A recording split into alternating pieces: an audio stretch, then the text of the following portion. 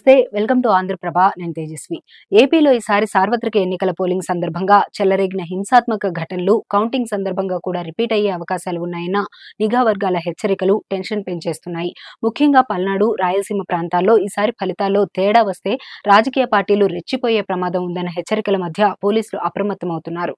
చాలా జిల్లాల్లో నిషేధాజ్ఞలు విధిస్తున్నారు. రాష్ట్రంలో సార్వత్రిక ఎన్నికల పోలింగ్ నేపథ్యంలో పల్నాడు అనంతపురం తిరుపతి జిల్లాలో హింస చెలరేగింది. దీన్ని వెంటనే అదుపులోకి తీసుకురావడంతో పోలీసులు పూర్తిగా విఫలమయ్యారు. ఆ తర్వాత ఈసీ సీరియస్ కావడంతో మొక్కుబడిగా కేసులు పెట్టి చేతులు దులిపేసుకునేందుకు ప్రయత్నించారు.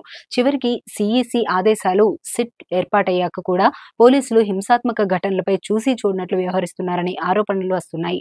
పల్నాడు తిరుపతి జిల్లాలోని కొన్ని పోలింగ్ కేంద్రాల్లో రీపోలింగ్ కోరుతూ అంబటి రాంబాబు, చెవిరెడ్డి మోహిత్ రెడ్డి వంటి నేతలు హైకోర్టును ఆశ్రయించారు. దీనిపై ఇవాళ హైకోర్టు విచారణ జరపబోతోంది.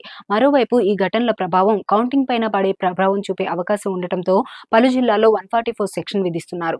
కౌంటింగ్ పూర్తయి ఫలితాల ప్రకటన పూర్తయ్యే వరకు ఇది అమల్లో ఉండబోతోంది.